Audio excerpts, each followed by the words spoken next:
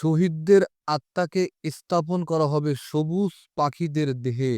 মহান আল্লাহর আরশের নিচে ঝুলন্ত ঝাড়বাতির মাঝে তারা বাসা বাঁধবে।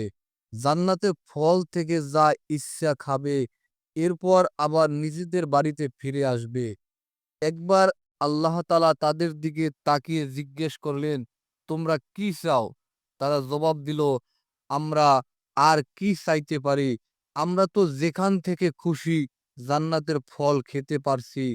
তাদের রব তাদেরকে তিনবার একই প্রশ্ন করলেন।